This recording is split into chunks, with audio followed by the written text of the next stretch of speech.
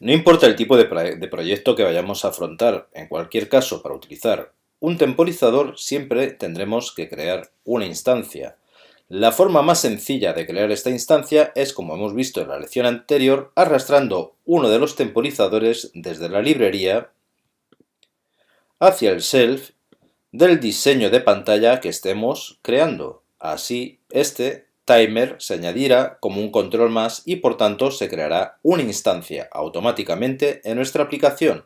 Luego, a través de las propiedades del inspector siempre podremos modificar su función, por ejemplo, el nombre, la clase de la cual se deriva, el modo de funcionamiento y también el periodo, indicado en milisegundos. De este modo, simplemente tendríamos que añadir al timer el manejador de evento correspondiente a la acción que deseamos ejecutar e incluir el código que se llamará cada vez que se dispare el temporizador.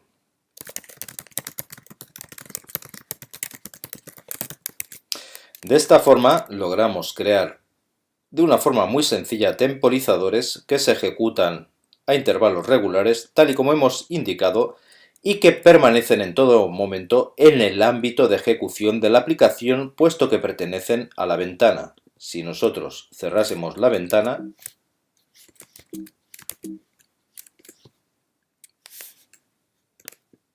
veríamos que el timer se destruye y su acción ya no se vuelve a ejecutar. Ahora bien, si estos timers se pueden crear e instanciar de esta forma, también es posible crearlos mediante código. En este caso, no obstante, hemos de tener en cuenta el ámbito y en cuanto a su función, podríamos decir que podemos crear siempre una propiedad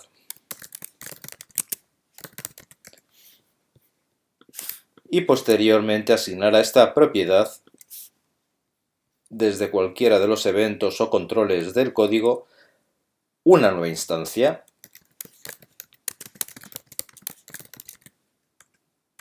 Posteriormente, con la instancia creada, ya añadiríamos el resto de características o cualidades. Pero lo importante es que en este caso, lo que es la instancia, el objeto, va a permanecer en el ámbito de la ventana, de forma que mientras que la ventana esté presente, también tendremos nuestro temporizador presente y podremos ejecutar a través de él las mismas tareas, el mismo código que si hubiésemos arrastrado desde la librería al shelf del diseño de plantilla. Por supuesto, podemos utilizar ámbitos más globales como puede ser el de la aplicación, el objeto app, creando aquí un timer de forma que si posteriormente creamos una instancia y la asignamos a dicha propiedad, este temporizador estará disponible a lo largo de la ejecución de toda la aplicación, incluso si cerrásemos esta ventana. Para ello vamos a comprobarlo creando el timer.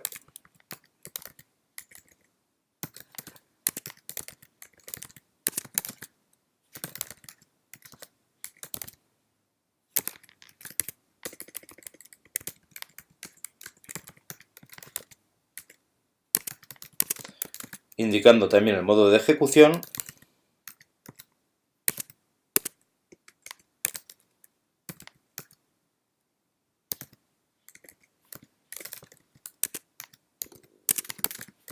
Activándolo para su funcionamiento y en este caso, puesto que no hemos creado una subclase, añadiremos el handler del método que deseamos ejecutar.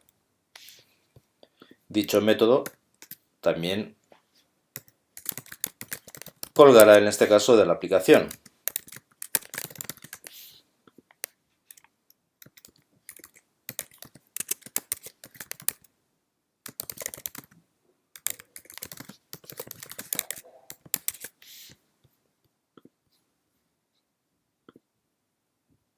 Volviendo al constructor del timer o el método, el evento open, que es donde lo estamos construyendo y lo estamos definiendo,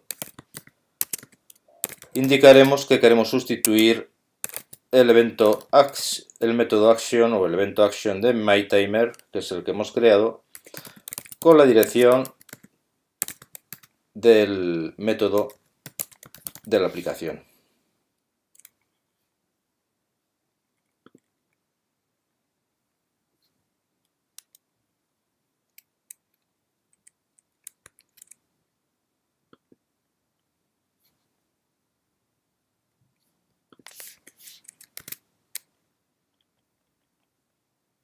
Vemos que en esta ocasión también se ejecuta con el mismo intervalo definido, salvo que la diferencia estriba en que si nosotros ahora cerramos la ventana, el timer, al estar en un ámbito más global correspondiente al objeto de aplicación, seguirá ejecutándose con la misma regularidad. Solo al salir de la aplicación se destruirá el timer y por tanto el objeto de la aplicación que es el que lo contiene.